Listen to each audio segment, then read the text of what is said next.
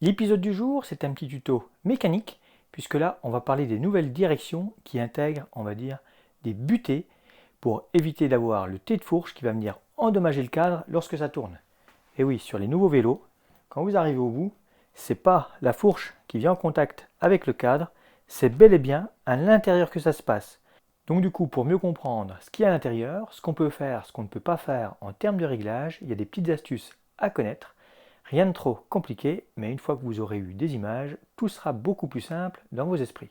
Dans cette direction totalement nouvelle, rien de compliqué, une fois qu'on sait ce qu'il y a à l'intérieur, donc c'est ce que je vous propose de découvrir dans les images qui vont suivre.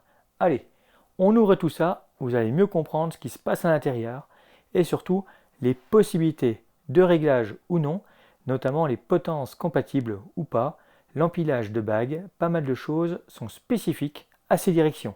Allez, on ouvre tout ça. Par direction à butée intégrée, j'entends une direction dont le braquage maximum à gauche comme à droite est bloqué par une butée mécanique. Il n'y a rien de magique ou mystérieux à l'intérieur, juste un concentré d'ingéniosité. Sous des aires de potence classiques, l'ensemble des pièces, potence, bagues de réhausse, cuvettes mobiles ou fixes sont spécifiques. Les bagues de réhausse bénéficient d'un ergot qui vient s'indexer dans la potence. Toutes ces cales disposent de cet ergot, mais aussi la cuvette mobile, cuvette qui contrôle l'amplitude maximale de la direction. La bague fendue dispose d'une fente plus grande que d'habitude pour s'accommoder de ce même ergot. Du coup, dès l'instant que la cuvette fixe est correctement centrée, vous avez l'assurance d'avoir une potence droite, bien alignée aux cales de réhausse et avec une amplitude de mouvement identique à gauche et à droite. La classe Adalas. Pour ce qui est du reste, les roulements haut et bas n'ont rien de spécifique. La cuvette basse ou encore celle montée sur le pivot de fourche reste traditionnelle. La maintenance reste identique à une direction sans butée. Sur un vélo neuf, n'hésitez pas à charger celle-ci avec de la graisse mécanique. Sur un cadre carbone, utilisez de la graisse spécifique, compatible chimiquement avec la résine du cadre. Pour la partie basse, même combat. C'est une cuvette traditionnelle, sans butée. La potence est asymétrique au niveau du pivot et selon l'angle choisi pour le montage. Il va falloir l'adapter. Pas le choix.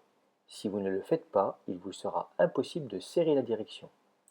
En fait, au niveau du serrage, la potence comporte une entretoise, et celle-ci est réversible. Elle permet à l'ergot de la cale de réhausse de se loger. C'est la garantie d'avoir une amplitude équilibrée des deux côtés.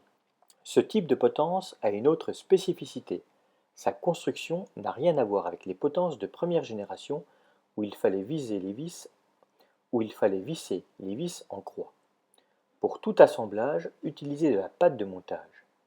Une valeur sûre pour éviter que cela soude, mais également supprimer les bruits tels que craquements en danseuse ou lors de fortes contraintes sur le cintre.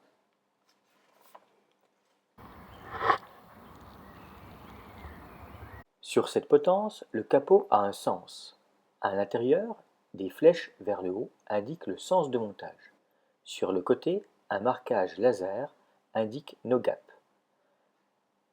Autrement dit, pas de jour. Il faut donc commencer par serrer les deux vis du haut, taquet, pour que le capot plaque à la potence.